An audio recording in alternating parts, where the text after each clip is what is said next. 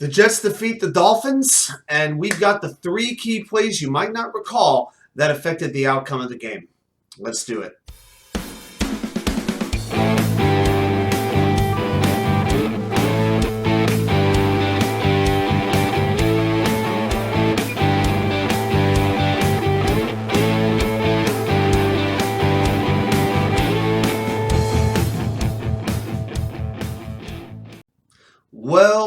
Well, welcome back to New York Sports, WickerMedia. I am Watu-K99. Thank you for taking the time to watch this video.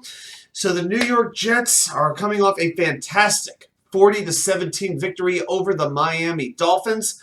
It was a statement game for this team. A lot of people thought that the Jets would continue their seemingly endless streak of losing AFC East games. They'd only won one time in their last 9 games against the Miami Dolphins. Well, those streaks are over. There were a couple of things before we get into the 3 key plays I want to mention. First of all, creativity on first down on the defense. A corner blitz by Sauce Gardner. Jeff Ulbrich, bravo. If that was your idea, fantastic. Robert Saleh, whoever made that decision to do it one time, genius move. It resulted in a safety, Teddy Bridgewater being knocked out of the game, and it got the crowd at MetLife fired up. That was unbelievable. Right then and there, I said that this is going to be a pretty, not that I knew the Jets would win, but you knew the Jets came to play for that day. Although I got to say, when you realized Bridgewater wasn't coming in the game, I was kind of expecting Matt Moore to show up for the Dolphins. I mean, how many times has he tortured the Jets as a Dolphins backup quarterback? But a couple of players I do want to highlight. John Franklin Myers, I thought, had a really good game, hitting the quarterback's hand, Skylar Thompson's hand, which allowed Sauce Gardner to pick off that pass and get his first career interception. I thought Carl Lawson had his best day as a Jet. Breecehall, of course, absolutely fantastic. Everybody's going to give him credit, and he should, as he accumulated nearly 200 yards of all-purpose offense. Elijah Vera Tucker, how much more can be said about him? He has now played 3 positions this year, 4 positions for his NFL career, as he played right tackle for the first time in his entire football life today and did a very, very good job. AVT is an absolute cornerstone. This is a player you would make a captain. This is a player you would give a long-term contract to. I am so thankful Joe Douglas made that trade that draft night in 2021 to get Elijah Vera Tucker. Now, it wasn't all sunshine and roses here. For the second and the third quarters, the Dolphins were making you sweat in this game. The run defense was not very good. Raheem Mostert averaged about 5 yards per carry. I think a part of it, though, was the Jets really trying to stop the pass catchers. I mean, trying to stop Tyreekhill, trying to stop Jalen Waddle. Hey, Tyreek, I hope you're enjoying while you're counting up that state tax money that you saved. I hope you look at the scoreboard. Those are the numbers you really need to count. Today's scoreboard, your team lost by 23 points to the Jets. Just hope you're enjoying that state tax savings, Tyreek. But anyway, Tyreek had 7 catches for 47 yards, caught all 7 of his targets, but no explosive plays really. And then Jalen Waddle, 3 catches for 23 yards on all 3 of his targets. So when Thompson threw the ball to these guys, they caught it, but they really didn't do anything big with it. So you know what? If it was all about bend, don't break, contain the wide receivers to short catches, you'll take that. I think part of that, though, was they sacrificed the middle of the field because Raheem Mostert was able to pretty much run at will. I thought the tackling in spots was not as good as it could have been, and I don't think the offensive line protected Zach Wilson as well as they could have in many spots. I think Dwayne Brown is still getting his feel back. Hasn't played football in a little while, and I think today was not a great day. Hopefully better days are ahead against Green Bay. So when the pressure numbers come out in the next day or two, it'll be very interesting to hear what happened. But even when the Jets were going into halftime, and Miami had kind of taken it to them a little bit over those last couple of minutes of the second quarter, I was really saying to myself, as the Jets were up 19-14 at the time, I said, you know what? The Jets are the better team right now. If they play like how they're capable, they're going to win this game. And I thought that first drive was going to be key when Miami had the ball. And they drove down, and they did get a field goal. And one thing why didn't they blitz more? I didn't understand why the Jets didn't blitz. They only blitzed twice in the entire first half, one of which was by Sauce Gardner, and it absolutely worked as well as it could, as it resulted in a safety. But the Dolphins were really scaring me because they had the ball for about 9 minutes in a row, 9.5 minutes straight, if you look at the second quarter and then the beginning of the third quarter. And you know what? When the Dolphins had the ball, they did get that first field goal. It was a 19-17 game. And, as a Jet fan, I was feeling pretty queasy, especially when on the next drive they turned the ball over on downs. Now, I didn't mind going for it. It was a 4th and 1 at the Miami 44. But as soon as I saw Zach lined up in shotgun, when it's 4th and 1 or anything like that, I hate going shotgun. I don't like it at all. And he threw a deep pass to Corey Davis that Davis just couldn't reach. At that point, I'm starting to feel, I'm sweating at that point. It's like my hands are shaking.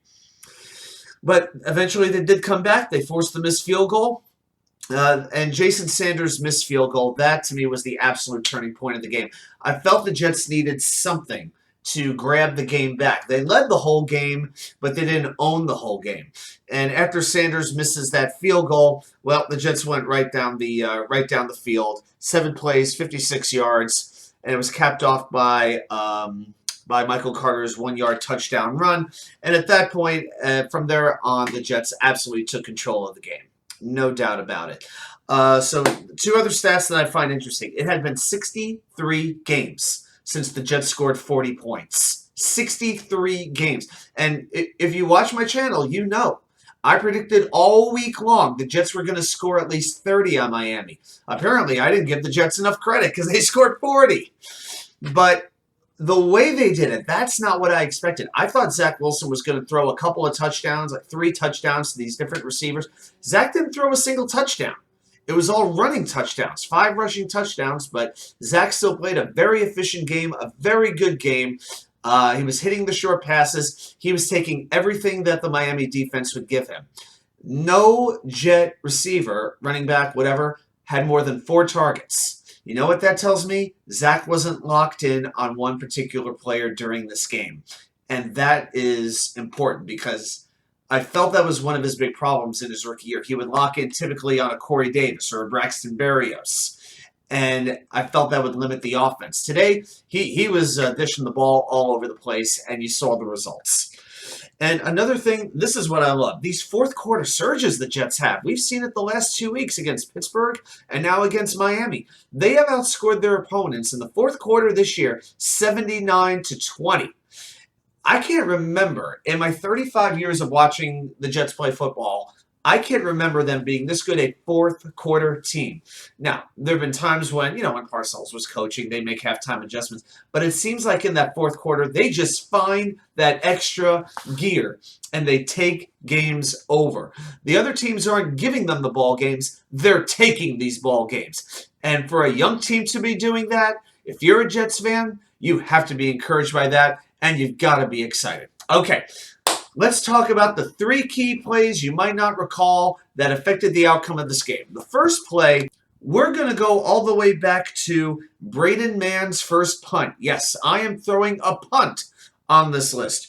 Bradenmann, who continues to get better by the week, punts the ball 48 yards to the Miami 8, down by Ashton Davis. And that was pivotal because it led to the Sauce Gardner blitz and sack. That not only gave the Jets 2 points to start the game, it knocked Teddy Bridgewater out of the game, and it got MetLife Stadium rocking.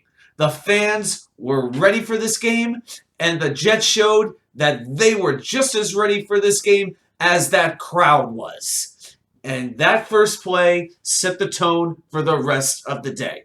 Now, my second play, we're going to go to the second quarter here, with 7:23 to go in the second quarter. All right, 7:23 second quarter. The Jets are facing a 2nd and 12 on their own 45-yard line. Zach Wilson makes a pass to Garrett Wilson. Now, Garrett Wilson did not have a game that's going to wow you if you look at the stat sheets. So he throws this pass, Zach does, about 5-6 yards. Not very far. He definitely didn't throw it past the first down marker, but Wilson, showing his elusiveness, breaks 3 Miami tackles and gets that first down. And from there, the Jets stormed down the field, the drive capped off by Zach Wilson's 5-yard run on a 3rd and goal from the Miami 5. That allowed the Jets to take a 19-7 lead. So that's play number 2. My third play might surprise you a little bit. So we're going to go to the fourth quarter, and I am going to talk about the play where Miami's got the ball. I want to make sure I got my timestamps right for you. So this is at the very beginning of the 3rd quarter. 14:56. Miami has run 2 plays at this point. They've got a 3rd and 6 on their own 25, trailing 19-17. Very anybody's ball game. Anybody's ball game at this point. Thompson throws deep, intended for Jalen Waddle, but Michael Carter gets called for pass interference. It's a 24-yard pickup for the Miami Dolphins. You might say, well, how does that affect the outcome in favor of the Jets? I'm going to explain it to you. If there's no interference called on that play, Miami punts the ball. They have Thomas Morstead, one of the best punters of this generation. Read Mike Westhoff's book. He puts Morstead over like he's $1 million. So you figure Morstead's going to punt the ball about 45 yards, 50 yards. They'll flip the field. Maybe the Jets will start with the ball around the 25, their own 25-yard line, their own 30-yard line, and from there, who knows what happens. Well, they call the pass interference, and Miami continues their drive. And it ultimately led to a field goal attempt by Jason Sanders. 4th and 5 from the 36, 54-yard attempt field goal. He misses it wide right. So now the Jets get the ball at their own 44-yard line.